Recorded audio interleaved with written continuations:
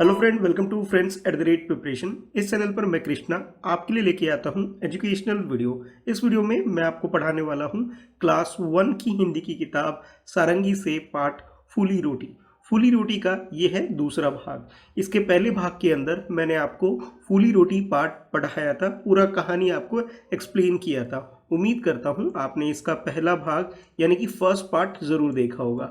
अगर आपने इसका पहला भाग मिस कर दिया है, नहीं देख पाए हो, तो इसका लिंक नीचे डिस्क्रिप्शन में मैंने दे रखा है, उस पर क्लिक करके आप ये वीडियो देख सकते हो। अभी हम लोग करने जा रहे हैं इसका सेकंड पार्ट। सेकंड पार्ट के अंदर हम लोग करेंगे प्रश्न उत्तर। तो आपकी किताब के अंदर जैसे ये कहानी पूरी होती है तो आपके लिए एक हेडिंग है किताब के अंदर बातचीत के लिए, और यहाँ पे आपके लिए प्रश्न दिए हुए हैं, तो हम लोग इसे करने वाले हैं, यानी प्रश्नों का उत्तर लिखने वाले हैं। चैनल पर नए हो, चैनल को पहली बार देख रहे हो, तो channel friends at the rate preparation को सब्सक्राइब कर लो और बेल आइकन प्रेस करो ताकि आपको आने वाली वीडियो की नोटिफिकेशन मिल सके। अब देखिए, आपको अपनी कॉपी में ये जो हेडिंग है बातचीत के लिए, ये आपको लिख लेना है, और जैसे आप लिखेंगे इसमें आपके लिए ये पहला प्रश्न है, और इस प्रश्न में आपसे पूछा जा रहा है कि जमाल ने माँ से लोई मांगने के बाद क्या क्या किया। यानी इस प्रश्न में आपसे पूछा जा रहा है, जो कहानी आपने पढ़ी थी उसमें एक बच्चा था जमाल, और उस जमाल के बारे में पूछा जा रहा है। ये जो बच्चा जमाल है जिसने अपनी मम्मी से जो लोई ली थी, लोई का मतलब है वे आटा का जो गोला था, इसने जो लिया था, लोई ली थी, उसने इसका क्या किया था, ये आपसे पूछा जा रहा है। तो अगर आपने इसका पहला भाग देखा होगा तो आपने देखा होगा कि ये जो जमाल है उसने उस लोई से क्या किया था, रोटी बेला था। तो इसी चीज़ को आप लिख सकते हो अपने उत्तर में। तो सबसे पहले आप ऐसा करिए, इस प्रश्न को अच्छे से नोट कर लीजिए, ठीक है।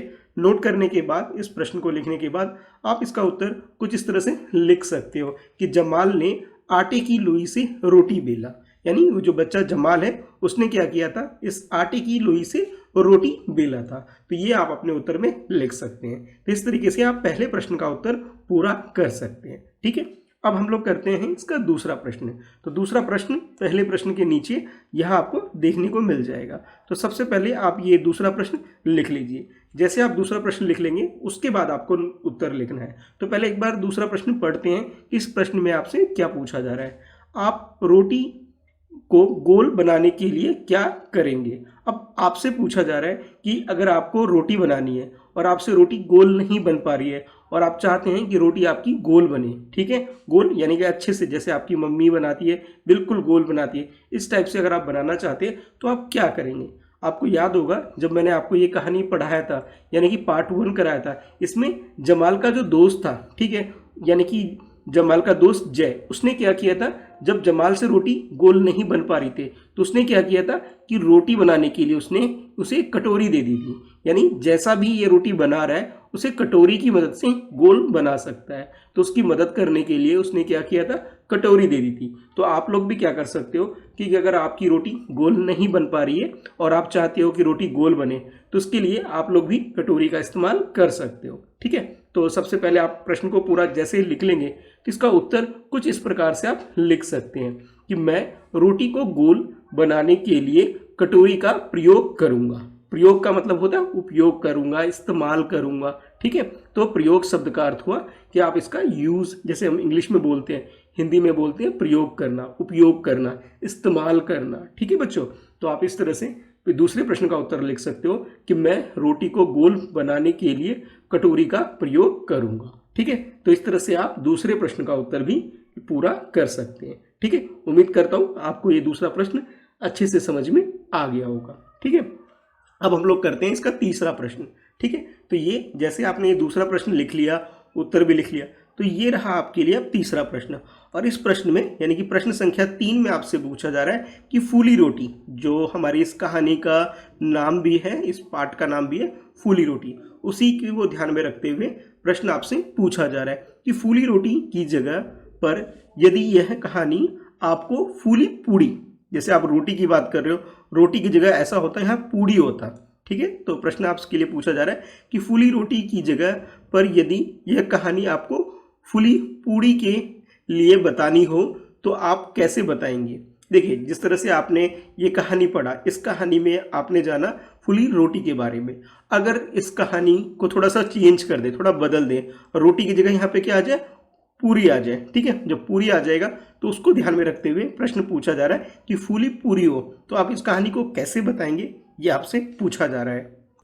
अब देखिए, इस प्रश्न को लिखने के लिए आपको ये भी बोला जा रहा है कि आप लोग ऐसा कर सकते हैं कि छोटे समूह में चर्चा कीजिए और अपनी कक्षा में सुनाइए। यानी कि इस प्रश्न का उत्तर लिखने के लिए आप एक छोटा ग्रुप बना करके, समूह बना करके पहले चर्चा कर सकते हैं और उसके बाद अपना उत्तर क्लास में बता सकते हैं। तो जैसे इस प्रश्न में आपको बोला गया कि फूली रोटी की जगह आप कहानी आपको बतानी है कि फूली पूरी हो, तो आप किस तरह से उत्तर लिखेंगे, ठीक है। तो पहले जो भी आप पूरी के बारे में जानते हो तो उसके अनुसार अपना उत्तर बदल भी सकते हो, कहानी को थोड़ा सा उसमें बदलाव ला सकते हो। तो पहले आप इस प्रश्न को पूरा अच्छे से लिख लेंगे और लिखने के बाद इस प्रश्न का उत्तर कुछ इस तरह से आप लिख सकते हो कि जिस तरह से हम फूली रोटी की बात करें, अगर हमें फूली पूड़ी बनानी है हमें, तो हम लोग क्या कर सकते हैं, देखो रोटी बनाने के लिए तो हम तवे पर रख करके उसको सेक देते हैं, लेकिन अगर पूड़ी बनानी हो तो उसके लिए हमें क्या करना होता है कि गर्म तेल में से तलना होता है, ठीक है। आप लोगों ने घर पे बनते हुए भी देखा होगा। तो इसी बात को आप अपने उत्तर में लिख सकते हो कि फूली पूरी के बारे में हम बता सकते हैं कि इसे गर्म तेल में तलकर बनाया जाता है। देखिए, रोटी किसमें बनाई जाती है, तवे पे बनाई जाती है, लेकिन अगर पूरी की बात करें तो पूरी को क्या करते हैं, गरम तेल में तलकर बनाया जाता है, ठीक है। तो अपनी कहानी में इस बात को आप बता सकते हो कि रोटी की जगह अगर हम लोगों को कुछ और चीज़ बनानी हो, जैसे अगर हम लोगों को पूरी बनानी हो तो हम लोग क्या करेंगे, गरम तेल में तलकर इसे बना सकते हैं, ठीक है। तो इस तरह से आप इस तीसरे प्रश्न का उत्तर लिख सकते हैं, ठीक है। तो आई होप आपको ये तीसरा प्रश्न भी अच्छे से क्लियर हो गया होगा। अब देखिए, जैसे आप इन तीनों प्रश्नों का उत्तर पूरा कर लेंगे तो आपका ये जो हेडिंग है बातचीत के लिए, ये हेडिंग आपका पूरा हो गया। अब आपकी किताब में एक छोटी सी कविता है, ठीक है। जैसे आपकी किताब में ये हेडिंग भी आपको देखने को मिलेगी, हेडिंग है आनंदमयी कविता, और इस कविता के लिए आपको निर्देश दिया जा रहा है कि शिक्षक की सहायता से कविता गाने और पढ़ने का आनंद लीजिए। यानी एक कविता आपको दे रखी है जिसका शीर्षक है रोटी अगर गोल ना बने, ठीक है। ये इस कविता का नाम है, यानी इसका शीर्षक है, ठीक है। तो सबसे पहले तो आपको ये पता होना चाहिए कि भाई इसका नाम या शीर्षक क्या है, और इस कविता को किसने लिखा है इसके बारे में भी आपको पता होना चाहिए। तो इसके कवि जो हैं, इस कविता को लिखने वाले जो हैं वो है मनोज कुमार झा, जिन्होंने इस कविता को लिखा है। चलिए कविता पढ़ते हैं।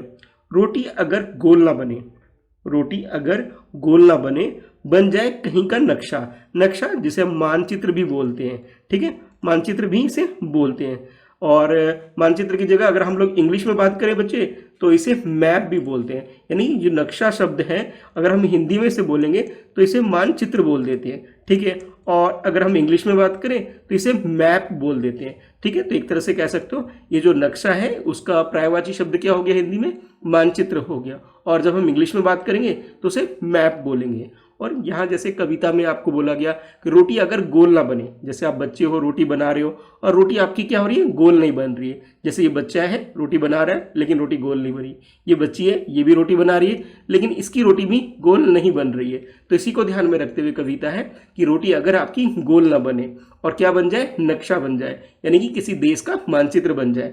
तो फिर आगे आपको बोला जा रहा है कि नक्शे को फिर कैसे तपाओ, यानी कि कैसे पकाओगे, कैसे से तपाओगे, ये आपसे पूछा जा रहा है।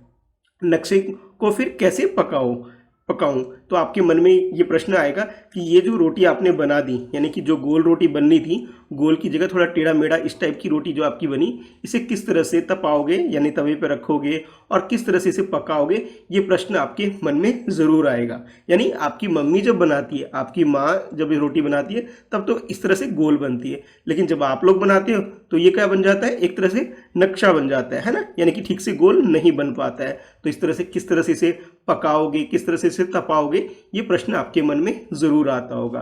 फिर आगे बोला जा रहा है तो फिर इसका क्या करूं, जब रोटी गोल नहीं बनी तो भाई इस रोटी का हम क्या करें, ये मन में आपके प्रश्न ज़रूर आता होगा। गोल ना लूं पृथ्वी जैसी, फिर उसे गोल ना लूं पृथ्वी जैसी। जैसे आप लोग पृथ्वी जो हमारे पृथ्वी जो होता है बच्चों, पृथ्वी ये पूरी गोल होती है। तो जिस तरह से अगर रोटी अगर आपकी नहीं बनी तो इसे गोल गोल करके इसे पृथ्वी की तरफ भी आप इसको एक रूप दे सकते हो। पहले तो ये आपके मन में आ सकता है। दूसरा ये हो सकता है या उस देश को डाक से भेजूं, अगर मान लेते हैं ये किसी देश का नक्शा बना दिया, आपने किसी देश का नक्शा बना दिया, किसी देश का मानचित्र बना दिया, तो ये कर सकते हो आप कि उस देश पर, यानी कि जैसे मान लेते हैं आपने चीन का नक्शा बना दिया, तो आप क्या कर सकते हो, डाक की मदद से, जो डाक का मतलब होता है बच्चों, जिसकी मदद से हम लोग अपने चित्र, अपने पत्र वगैरह कहीं भेजते हैं, ठीक है। जैसे आजकल तो मोबाइल पे बातचीत होती है, लेकिन पुराने ज़माने में जब किसी को कोई बातचीत करनी होती थी तो लोग क्या करते थे, एक पत्र लिखते थे, पत्र में अपनी सारी बातें लिख देते थे जो किसी को बताना चाहते थे, और उनको उनका जो एड्रेस होता है, उनका जो पता होता है, उस पते पे उस पत्र को भेज दिया जाता है, ठीक है।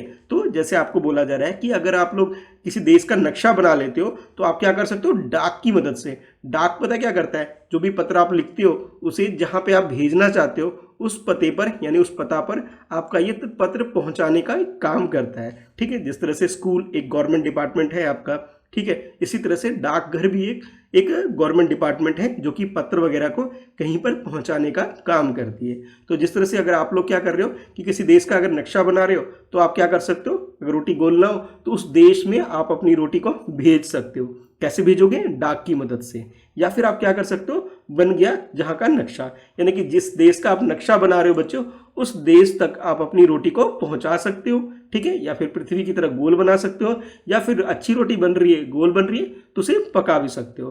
तो इस कविता में आपने जाना कि अगर आपकी रोटी गोल ना बने, यानी टेढ़ी मेढ़ी बन जाए, यानी कि थोड़ा सा गोल ना हो पाए, तो वो क्या बन जाएगा, एक तरह से कहीं का नक्शा बन जाएगा। और जब ये कहीं का नक्शा बन गया तो आप लोग क्या कर सकते हो, जब ये ना पके तो आप क्या कर सकते हो कि जिस देश का भी नक्शा आपने बना दिया, ठीक है, वहां पर आप उस देश में आप इस नक्शे को पहुंचा सकते हो, अपनी इस रोटी को पहुंचा सकते हो। ये काम आपको बताया गया। तो कैसी लगी आपको ये छोटी सी कविता, मुझे कमेंट करके जरूर बताना, ठीक है। थोड़े से प्रश्न हम लोग और कर लेते हैं, ठीक है। तो ये कविता जैसे आपने पढ़ा, अब इस कविता को याद और कर लेना, ठीक है। जब क्लास लूंगा मैं तो क्लास में आप लोग मुझे सुना भी सकते हो, तो अभी आप लोग याद करके जरूर रखना, ठीक है। अब देखते हैं अगला प्रश्न।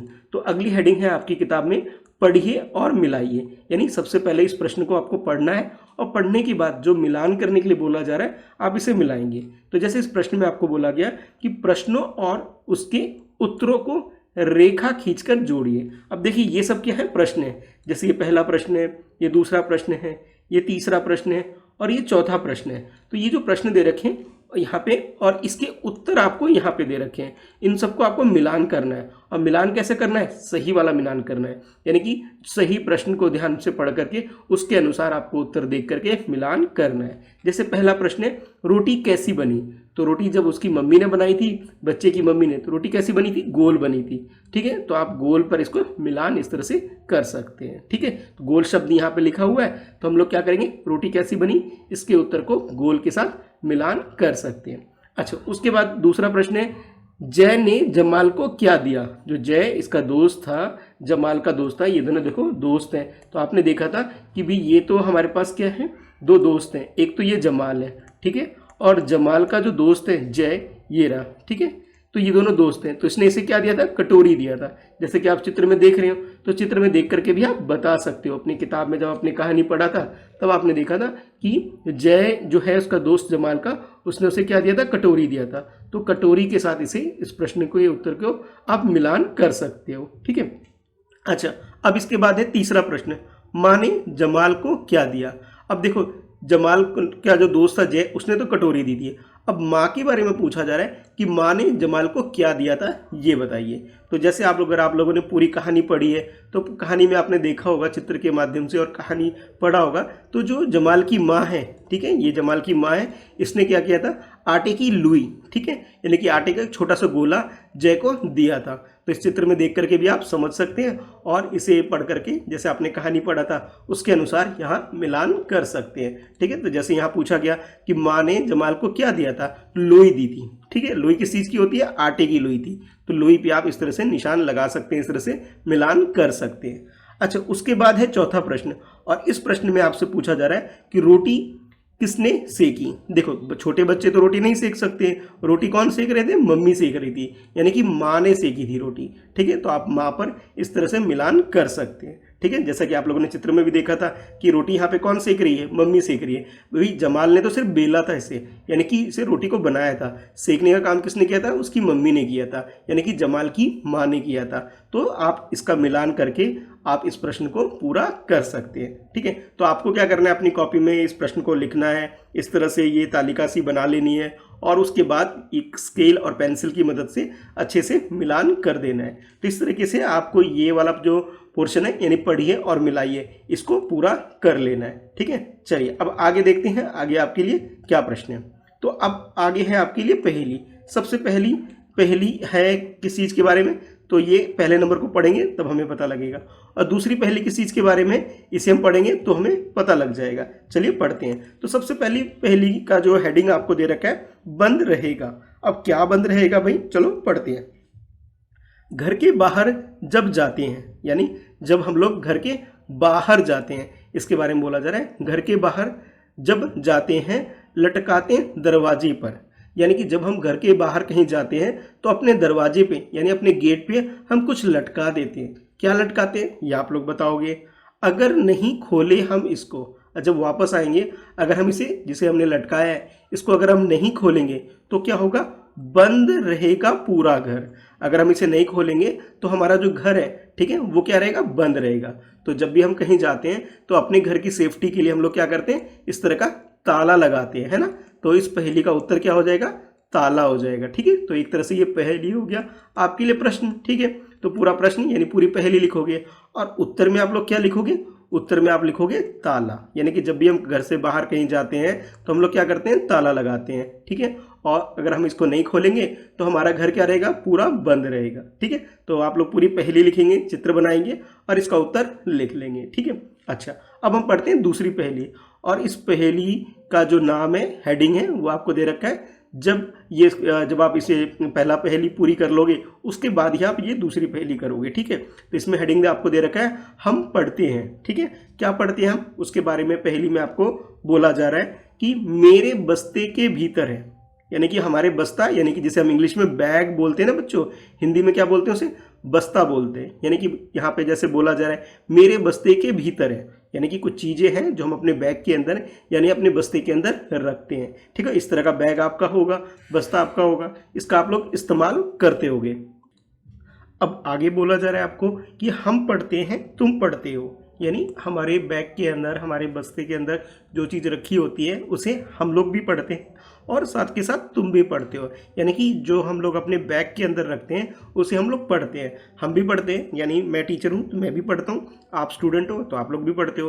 तो ये क्या चीज़ है इसके बारे में आपको बतानी है। और आगे आपको बोला जा रहा है कि तस्वीरों से भरी हुई है, यानी ये जो पहेली जिसके बारे में आपसे पूछा जा रहा है इसके अंदर तस्वीर भी होती है, यानी चित्र भी होते हैं, इसके अंदर आपको ये भी बताया जा रहा है। तो आप लोग जानते हो कि आपके बैग के अंदर क्या होती है, किताब होती है ना। तो किताब जो है इसे हम लोग पढ़ते हैं, हम भी पढ़ते हैं तुम भी पढ़ते हो, और ये हमारे बैग के अंदर यानी हमारे बस्ते के अंदर होती है, ठीक है। तो आप लोग क्या करोगे, इस पहेली यानी जो पहेली दूसरी है इसे आप इस प्रश्न के रूप में इसे आप लिख लोगे और लिखने के बाद इसका जो उत्तर है यानी किताब, पुस्तक, ये आप अपने उत्तर में लिख सकते हो, ठीक है। पहले पूरा प्रश्न लिख के पूरी पहेली लिखोगे और उसके बाद आप लोग क्या करोगे, उत्तर के रूप में आप लोग किताब या फिर पुस्तक लिख सकते हो अपने उत्तर में, ठीक है। जैसे मैं यहाँ पे किताब लिख रहा हूँ तो आप लोग भी किताब अपने उत्तर में लिख सकते हो, ठीक है। तो इस तरीके से आप लोग यहाँ तक यानी कि पहेली वाली जो हेडिंग के अंदर ये जो दो पहेली है इन दोनों प्रश्नों का आप उत्तर कर सकते हो। तो इस वीडियो में बच्चों हम लोग यहीं तक करेंगे, बाकी इसके बाद के जो प्रश्न हैं यानी जो व्याकरण वाले प्रश्न हैं, शब्दों का खेल, ये हम लोग करेंगे इसके अगले भाग में, ठीक है। इस भाग में इतना ही है, यानी कि थर्ड पार्ट जब मैं आपको करवाऊंगा तो थर्ड पार्ट के अंदर हम लोग इसके व्याकरण वाले प्रश्न करेंगे। तो अभी आपको वीडियो कैसी लगी कमेंट करके ज़रूर बताना, वीडियो को लाइक कर दो और मेरे इस चैनल को friends@प्रिपरेशन को सब्सक्राइब कर लीजिए ताकि आपको लेटेस्ट वीडियो की नोटिफिकेशन मिल सके। तो thanks for watching, bye bye.